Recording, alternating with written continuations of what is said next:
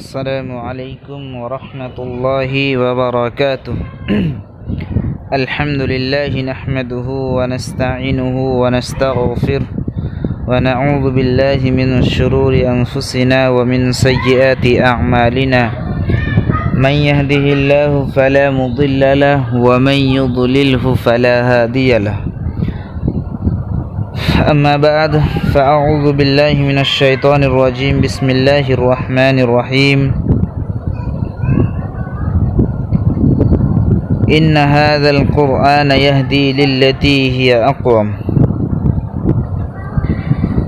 محترم سامعین حضرات، اللہ کا فضل و کرم اور ہم پر احسان ہے کہ اللہ رب العالمین نے ہمیں اشرف المخلوقات بنا کر اس دنیا کے اندر پیدا کیا، اور اللہ تعالی ہمیں ایک ایسی کتاب دی جس کے ذریعے سے اللہ رب العالمین نے تمام انسانوں کو ہدایت کا ذریعہ بنایا۔ محترم سامعین، آج ہم گفتگو کریں گے حافظ قرآن کی فضیلت، یعنی قرآن کریم کو یاد کرنا، قرآن کریم کی حفظ کرنا، اس کو یاد رکھنا اور اس پر عمل کرنا، قرآن کا ماہر ہونا، یہ کس قدر فضیلت کے حامل ہے، ثواب کے باعث ہے۔ آج ہم گفتگو کریں گے اسی موضوع پر۔ محترم ناظرین، قرآن مجید ایسی عظیم کتاب ہے کہ اس کو حفظ کرنے والے اور اس پر عمل کرنے والے شخص کی بھی بڑی فضیلت ہے۔ نبی کریم صلی اللہ علیہ وسلم کا ارشاد گرامی ہے،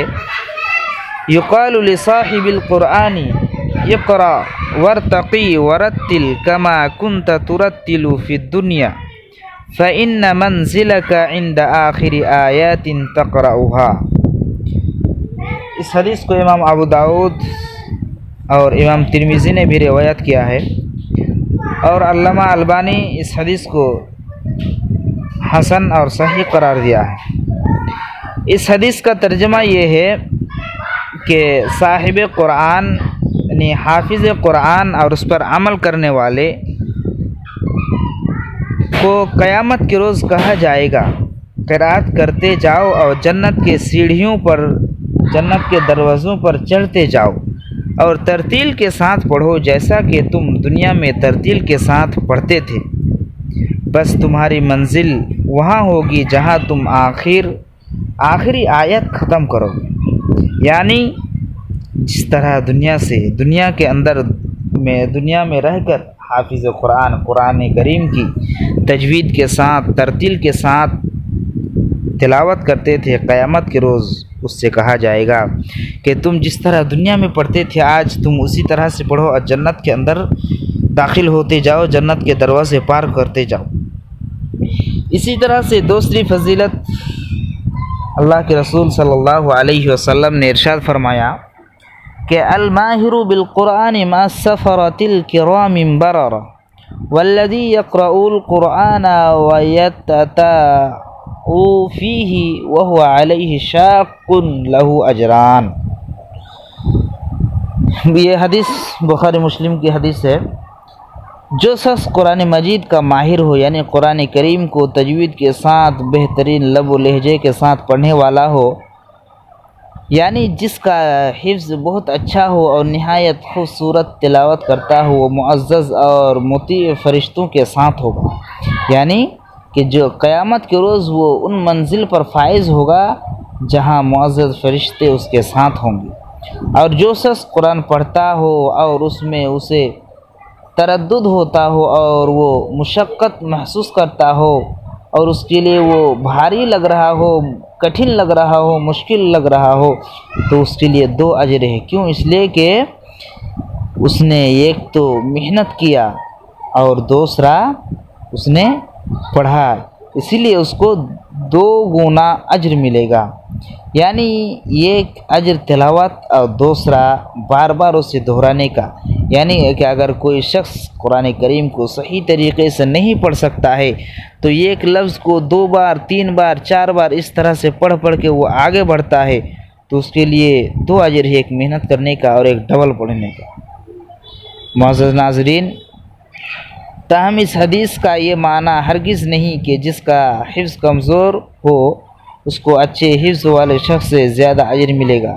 بلکہ اس میں تو اچھے قاری اور حافظ کے برابر یہ بتایا گیا ہے کہ وہ قیامت کے روز